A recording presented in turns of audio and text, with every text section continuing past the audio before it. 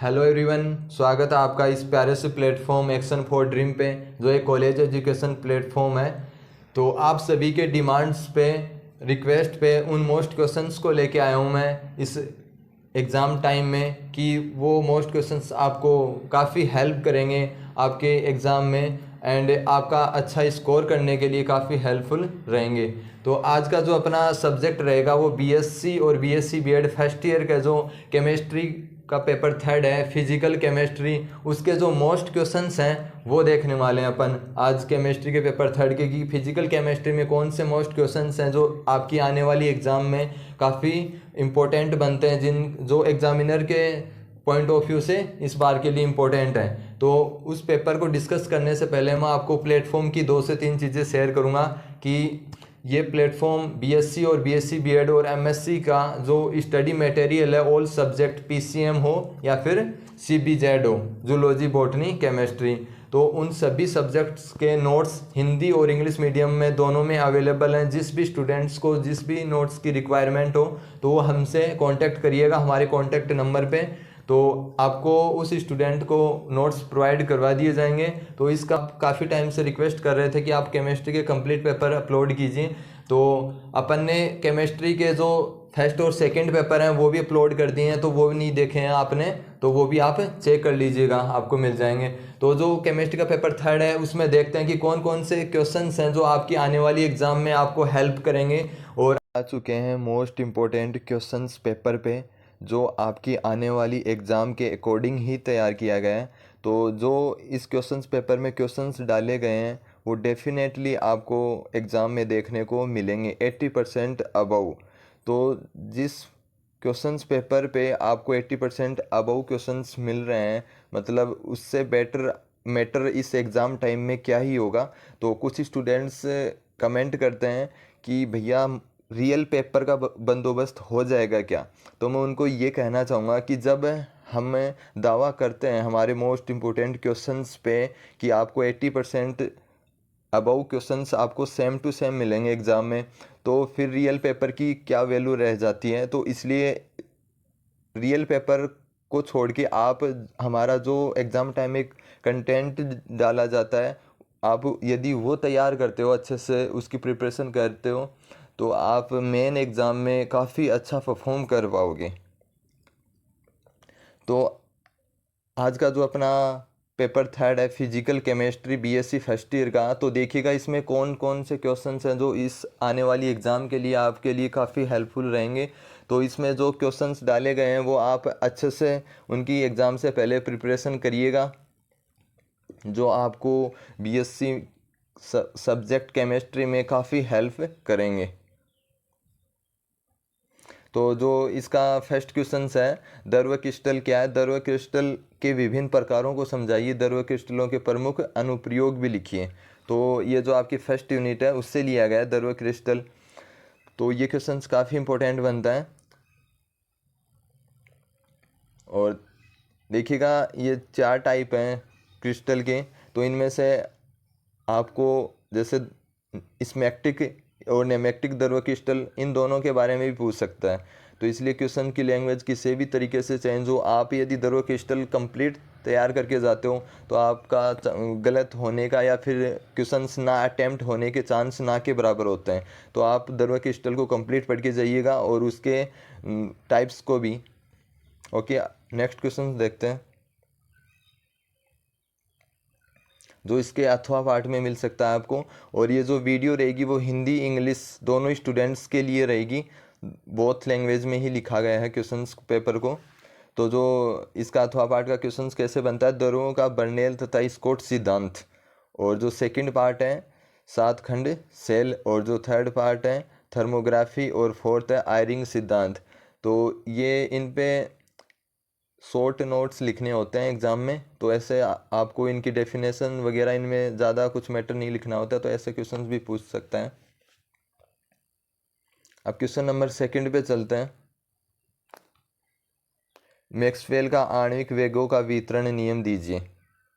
तो ये क्वेश्चंस काफ़ी इंपॉर्टेंट है। मैक्सवेल के आणविक वेगों का इस पे क्वेश्चन पूछा जाता है। ये यूँ मानो कि कुछ क्वेश्चन क्या होता है, फिक्स होते हैं, हर एग्जाम में रिपीट होते हैं, तो उनमें से ये एक क्वेश्चन है। तो ये मैक्सवेल का आणविक वेगों का वितरण नियम आप जरूर करिएगा तैयार। इसका जो सेकेंड पार्ट है वो वान डेर वाल्स समीकरण से सम्मानित अवस्था समीकरण की व्युत्पत्ति कीजिए। ओके, और संगत अवस्थाओं का नियम भी लिखिए। तो ये लॉन्ग क्वेश्चंस में आते हैं आपके 4 से 5 नंबर में। तो जो आपका क्वेश्चंस पेपर उसमें आपको 4 से 5 नंबर के क्वेश्चंस भी मिलेंगे, लॉन्ग क्वेश्चंस। तो आपको लॉन्ग क्वेश्चंस भी तैयार करना है एग्ज़ाम के लिए। इसका थर्ड पार्ट है वान डेर वाल्स समीकरण के आदर्श व्यवहार से विचलन की व्याख्या कीजिए। तो ये क्वेश्चंस भी अच्छा क्वेश्चन है। अब इसके अथवा पार्ट में कैसा क्वेश्चन मिल सकता है आपको कि वास्तविक गैसों हेतु वान डेर वाल्स समीकरण की व्युत्पत्ति कीजिए। ओके, और इसका जो सेकंड पार्ट है वह है सर्वाधिक संभाव्य वेग, वर्गमाध्य मूल वेग एवं औसत वेग से आप क्या समझते हैं। तो इनकी जो इसका जो सेकंड पार्ट है ये काफ़ी इंपॉर्टेंट बनता है। इसकी डेफिनेशन पूछ ली जाती है कई बार, वर्ग माध्य मूल वेग एवं औसत वेग। तो ये क्वेश्चंस भी आप तैयार कर लीजिएगा। Next questions,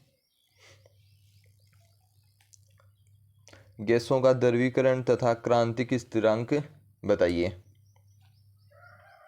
question number third पे चलते हैं। क्रिस्टलीय संरचना की ब्रेग समीकरण व्युत्पन्न कीजिए। तो ब्रेग समीकरण से क्वेश्चंस आना डेफिनेट है, तो आप ब्रेग इक्वेशन डेफिनेटली करके जाइएगा तैयार। और इसका जो सेकंड और थर्ड पार्ट में सेकंड पार्ट है क्रिस्टल विज्ञान के नियम। तो ये जो दो नियम है क्रिस्टल विज्ञान के, एक तो अंतराफलक कोण की स्थिरता का नियम और परिमेय घातांक का नियम। तो इनमें से डेफिनेट है एक नियम आपसे पूछा ही जाएगा। ओके, और इसका जो सेकंड पार्ट है ये क्रिस्टल दोष हैं, शॉर्टकी और फ्रैंकल दोष। तो इनकी डेफिनेशन भी आपको देख लेनी है कि शॉर्टकी दोष कब होता है और फ्रैंकल दोष कब है। नेक्स्ट क्वेश्चन पे चलते हैं।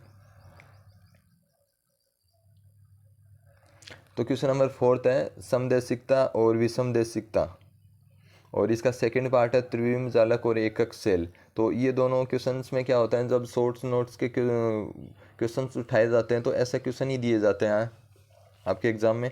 तो ये भी देखिएगा। और इसका जो थर्ड पार्ट है फलकों में निम्नलिखित 22 प्रतीकों को मिलर अंकों में परिवर्तित कीजिए। तो इस टाइप से भी आपको क्वेश्चन पूछा जाता है। आपको जो एग्ज़ाम 2020 थी उसमें भी प्रतीकों को मिलर प्रतीकों को 22 प्रतीकों में चेंज करना पूछा गया था। तो जो क्वेश्चंस आपके 2020 में और 21 में आए हुए हैं उन पे आप ज़्यादा वो ध्यान दीजिएगा, क्योंकि उनसे ही क्वेश्चंस रिपीट होंगे। और इसका जो फोर्थ पार्ट है क्रिस्टलीय और अक्रिस्टलीय पदार्थ, एक नॉर्मल सा क्वेश्चन है, इसको अच्छे से आप तैयार कर सकते हो। और इसका फिफ्थ पार्ट है आयनिक ठोस पदार्थों की संरचना ज्ञात करने की पाउडर विधि। पाउडर विधि आपको 3 नंबर में पूछी जा सकती है, अच्छा क्वेश्चन बनता है इसका, तो ये भी देख लीजिएगा। क्वेश्चन नंबर 5 है, इसके 5 पार्ट हैं। तो देखिएगा, फर्स्ट है पेप्टीकरण, सेकंड है स्कंदन, और थर्ड है स्रोणांक, और एक फोर्थ है पायसी कारक, और फिफ्थ है ब्राउनियन गति। तो ये क्वेश्चंस फिफ्थ पार्ट आप वेरी इंपॉर्टेंट लगा लेना, क्योंकि इनकी डेफिनेशन हर बार पूछी जाती है। स्कंदन, पेप्टीकरण, पायसी कारक, ब्राउनियन गति, इनकी डेफिनेशन हर बार पूछी जाती है। तो 1 से 1.5 नंबर में तो ये डेफिनेशन आप अच्छे से तैयार करके जाइएगा, ताकि ये नंबर अपन को मिल सके।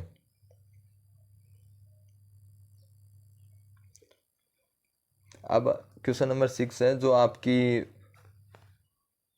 4th यूनिट से है। तो जो 4th यूनिट रहती है आपकी कोलाइडियल स्टेट, उससे काफ़ी क्वेश्चन लिए गए हैं हमारे द्वारा, क्योंकि 4th यूनिट में ज़्यादा क्वेश्चन इसलिए उठाए गए हैं क्योंकि जब आपकी 5th यूनिट होती है वो थोड़ी सी टफ यूनिट है। उसका थोड़ा रेडियो एक्टिव पार्ट थोड़ा टफ पड़ता है स्टूडेंट को याद करने के लिए। तो इसलिए जो 4th यूनिट है उसमें से अच्छे अच्छे जो भी क्वेश्चन थे वो सारे उठा लिए गए।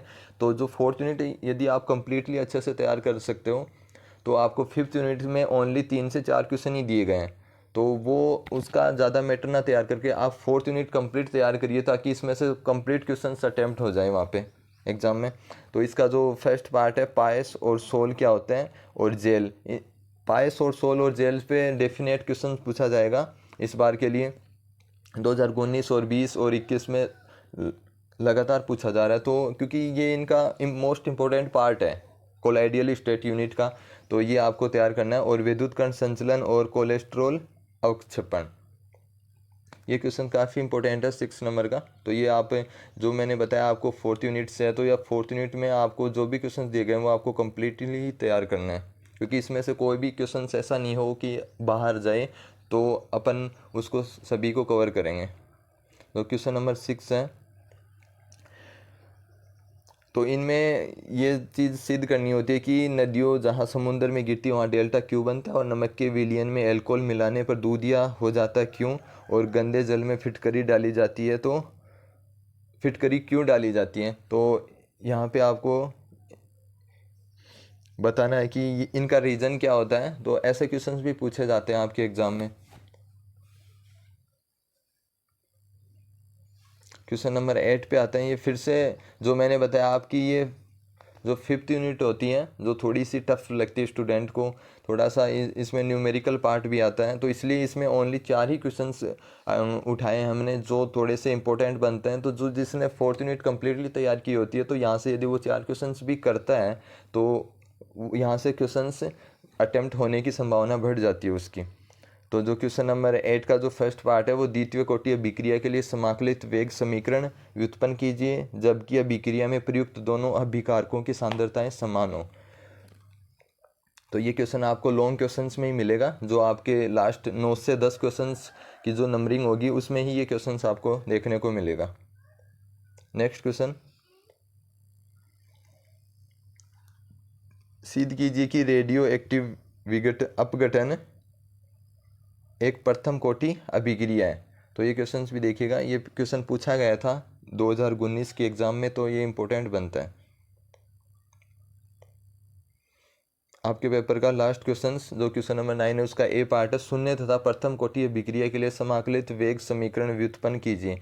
जैसा कि मैंने बताया इसमें थोड़ा न्यूमेरिकल पार्ट है, जो कुछ इक्वेशन क्या होती है वो डिराइव करनी होती हैं, तो इसलिए यदि ये यूनिट 5 के क्वेश्चन आप नहीं करते हो तो यार, यदि आपको थोड़ा हार्ड लग रहा है तो आप यूनिट 4 से और 1 तक आप कंप्लीट क्वेश्चनों को तैयार करिएगा, तो भी आपका अच्छा पेपर जाएगा।